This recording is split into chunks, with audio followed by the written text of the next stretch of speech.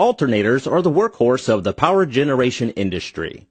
It is capable to generate AC power at a specified frequency. It is also called a synchronous generator. Electricity is produced in alternators by electromagnetic induction. To generate electricity in a coil, either the coil should rotate with respect to magnetic field, or a magnetic field should rotate with respect to the coil.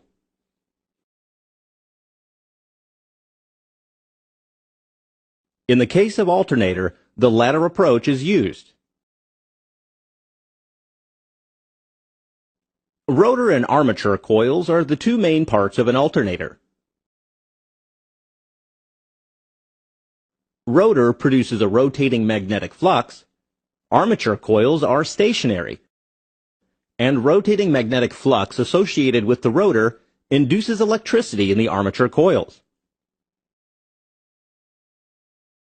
This kind of rotor shown here is known as salient pole rotor. For gaining better insight of its working, let's consider a rotor with just 4 poles.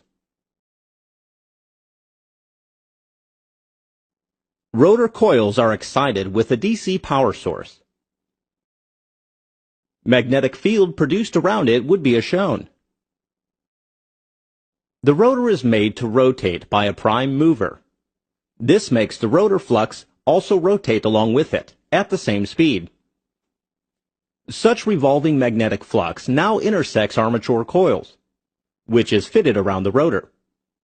This will generate an alternating EMF across the winding. Here is a slowed-down version of rotor-stator interaction. For this 4-pole system, when the rotor turns half revolution, induced EMF takes 1 complete cycle. It can be easily established that frequency of induced EMF, rotor speed, and number of poles are connected through following relationship. It is clear that frequency of electricity produced is synchronized with mechanical rotational speed.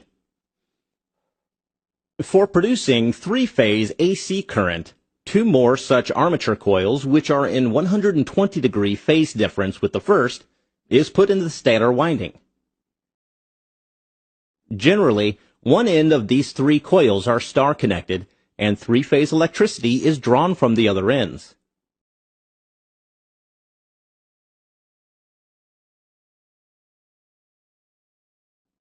It is clear from this equation that in order to produce 60 Hz electricity, a 4-pole rotor should run at following RPM.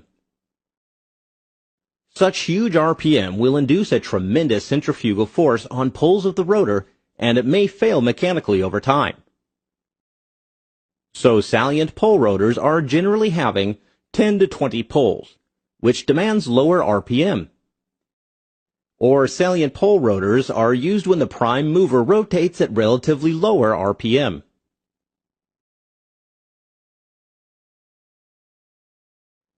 Pole core is used to effectively transfer magnetic flux, and they are made with fairly thick steel lamina.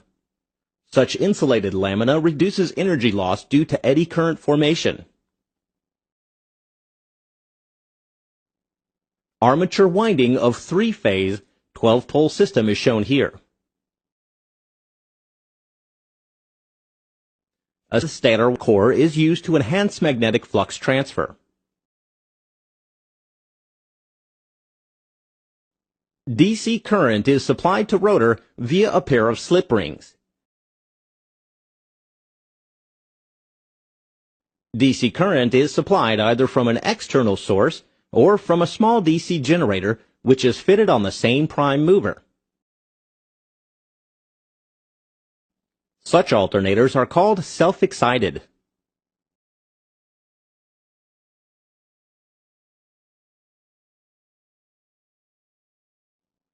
With variation of load, generator terminal output voltage will vary. It is desired to keep the terminal voltage in a specified limit. An automatic voltage regulator helps in achieving this. Voltage regulation can be easily achieved by controlling the field current.